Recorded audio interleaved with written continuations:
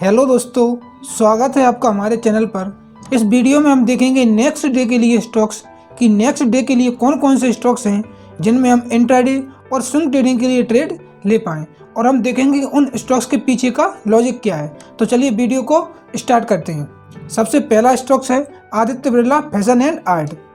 दोस्तों, आप इस स्टॉक्स में देखोगे ये स्टॉक्स आपके लिए एक रेजिस्टेंस एरिया पर ट्रेड करता हुआ दिखाई दे रहा होगा। आप यहाँ पर देखोगे ये हमारे लिए एक रेजिस्टेंस एरिया है, क्योंकि यहाँ पर स्टॉक्स बार बार आने के बाद यहाँ से बाउंस ले रहा है डाउन साइड में। अब आप यहाँ पर इसका प्राइस एक्शन को देखो, मैं आपके लिए दिखाऊँ।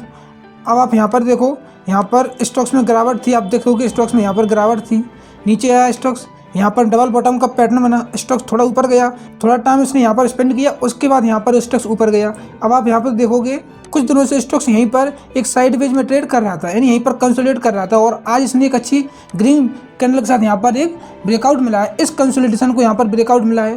तो दोस्तों, कल मार्केट ओपन होने के बाद इस स्टॉक्स में आपके लिए यहाँ पर एक बिग ग्रीन कैंडल बनती हुई दिखाई दे सकती है, या स्टॉक्स यहाँ पर कुछ टाइम स्पेंड कर सकता है। अगर स्टॉक्स इस रेजिस्टेंस एरिया के बाहर निकलता है तो हम इसमें एक स्विंग ट्रेडिंग के लिए ट्रेड ले सकते हैं। लेकिन अगर आप यहाँ पर इस प्राइस एक्शन को देखो, जैसे स्टॉक्स यहाँ से थोड़ा सा ऊपर गया, इस तरीके से आप यहाँ पर टाइम स्पेंड किया, ऊपर गया, आप देखोगे, फिर अब यहाँ पर कुछ टाइम स्पेंड किया है, अब यहाँ से ऊपर जा सकता है। अगर आप इस प्राइस एक्शन के हिसाब से देखोगे तो स्टॉक्स में अपर साइड में मोमेंटम दिखाई दे रहा है कि स्टॉक्स यहाँ से और ऊपर जा सकता है। तो कल मार्केट ओपन होने के बाद आप इस स्टॉक्स पर अपनी नज़र बना के रखना कि जैसे अगर ये स्टॉक्स इस रेजिस्टेंस एरिया के बाहर निकलता है तो इसमें स्विंग ट्रेडिंग में हम ट्रेड ले सकते हैं, क्योंकि आने वाले दिनों में हमारे लिए इस स्टॉक्स में अपर साइड में एक अच्छा मोमेंटम दिखाई दे सकता है। अगला स्टॉक्स है बंधन बैंक लिमिटेड। दोस्तों, आप इस स्टॉक्स को देखो, ये स्टॉक्स भी आपके लिए एक रेजिस्टेंस एरिया पर ट्रेड करता हुआ दिखाई दे रहा है। मैं अगर यहाँ पर रेजिस्टेंस एरिया को पहले ड्रॉ करूँ तो मैं इसको लेता हूँ, यहाँ से आप देखोगे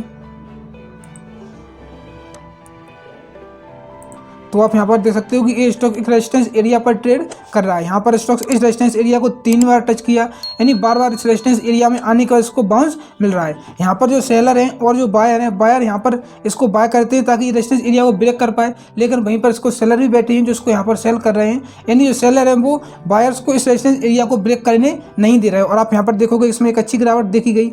अब आप यहाँ पर देखो ये स्टॉक्स में, आप मैं क्लियर दिखाऊँ, अब आप यहाँ पर देखो स्टॉक्स यहाँ से ऊपर गया, यहाँ पर कंसोलिडेट किया, कंसोलिडेट के बाद इसमें ब्रेकआउट मिला।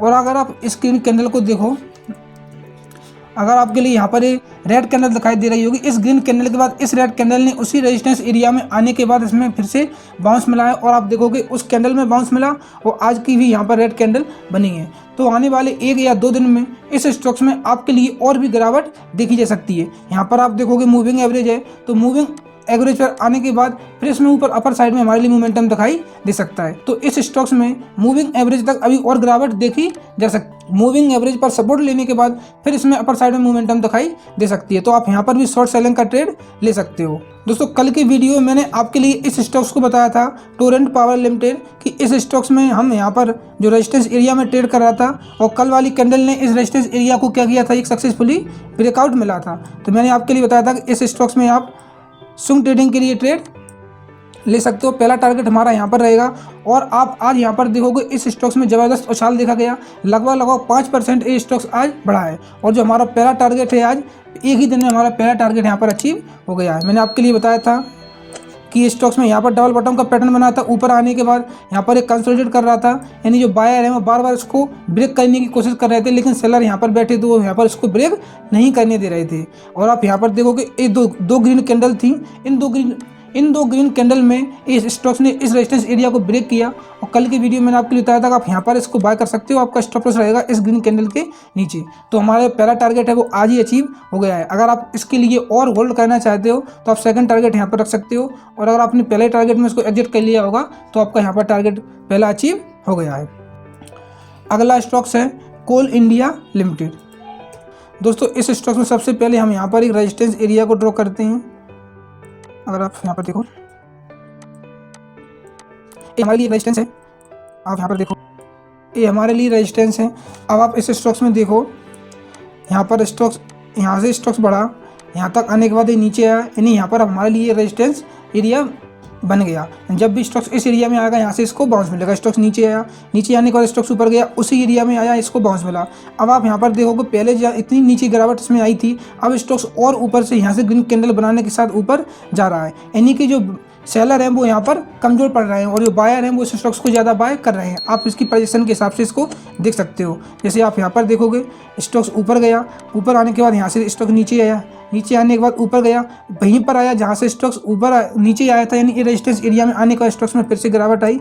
पिछली बार आप पिछली गिरावट को देखोगे तो यहाँ पर गिरावट ज़्यादा है और यहाँ पर गिरावट कम है। तो अब यहाँ पर इसने आज एक कैंडल बनाई है रेड कैंडल, तो कल मार्केट ओपन होने के बाद इस स्टॉक्स में हम इंट्राडे के लिए ट्रेड ले सकते हैं, क्योंकि हमारा यहाँ पर रेजिस्टेंस एरिया पास में है। अगर इस स्टॉक्स में ग्रीन कैंडल बनती है तो यहाँ पर आपके लिए बिग ग्रीन कैंडल बनती हुई दिखाई दे सकती है और आपका स्टॉप लॉस इस जो रेड कैंडल है, मैं इसको थोड़ा छोटा करता हूँ, इसमें आपके लिए इंट्राडे के लिए एक अच्छा ट्रेड मिल सकता है। आप यहाँ पर देखोगे अगर कल मार्केट ओपन होने के बाद ये स्टॉक्स फिर से इस रेजिस्टेंस एरिया में आएगा तो यहाँ पर आपके लिए एक बिग ग्रीन कैंडल बनती हुई दिखाई दे सकती है और आपका जो स्टॉप लॉस होगा इस जो रेड कैंडल है, इस रेड कैंडल के आप लो पर रख सकते हो। यानी स्टॉप लॉस आपका 1 या 2 रुपये का होगा और आपका यहाँ का टारगेट अच्छा मिल सकता है। तो आप इस स्टॉक्स पर भी इंट्राडे के लिए नज़र रख सकते हो।